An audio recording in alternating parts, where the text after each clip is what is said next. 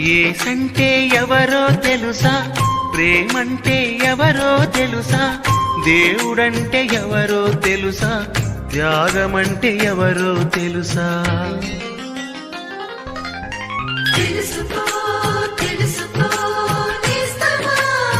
ప్రభువైన యేసుక్రీస్తు వారి సర్వోన్నతమైన నామంలో శ్రోతలందరికీ మా హృదయపూర్వక వందనాలు తెలియజేస్తూ ఉన్నాం.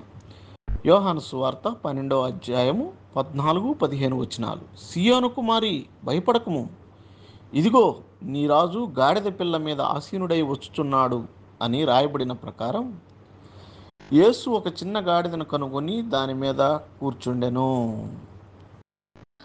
ప్రభు అయిన యేసుక్రీస్తు గాడిద పిల్లపై కూర్చొని యెరూషలేములోనికి వచ్చేదానికి సంబంధించి ఈ ప్రవచనము దాదాపు 500 సంవత్సరాల క్రితం ప్రవక్త అయిన జకర్యా ప్రవచించాడు. ప్రవచనాలు ఇవ్వటం మరియు వాటిని నెరవేర్చడం అనేది బైబిల్కు ఉన్నటువంటి ఒక విశిష్టమైనటువంటి ప్రత్యేకత. పరిశుద్ధ బైబిల్ గ్రంథం ఇది దేవుని వైపు నుండి వచ్చినటువంటి ప్రమాణం. ఎందుకంటే దేవుడంటే ప్రారంభంలోనే ముగింపుని ఎరిగినటువంటి వాడు. పరిశుద్ధ బైబిల్ గ్రంథంలో ఉన్నటువంటి దేవుని ప్రవచనాలు తమ తమ కాలంలో నెరవేర్చబడ్డాయి. అందుకే బైబిల్ను మనం నమ్ముతూ ఉన్నాం మరియు భరోసా కూడా ఉంచగలం. భవిష్యత్తులో కూడా దేవుని ప్రణాళిక ప్రభు అయిన యేసుక్రీస్తు ద్వారా నెరవేర్చబడుతుంది.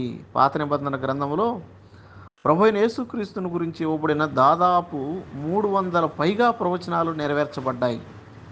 అనగా దేవుడు మానవ జాతి రక్షణకై ఆయనకున్న కోరిక, ప్రణాళిక, వాటికి అవసరమైన సామర్థ్యమును గురించి గతంలో ప్రవచించబడ్డాయో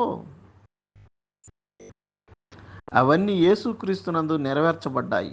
అందుకే ఎవరైతే ప్రభు అయిన యేసుక్రీస్తు యొక్క మరణ పునరుద్ధానమునందు విశ్వాసం ఉంచుతారో వారి పాపరక్షణ పొందుతారు మరియు రక్షణ పొందుకుంటారు.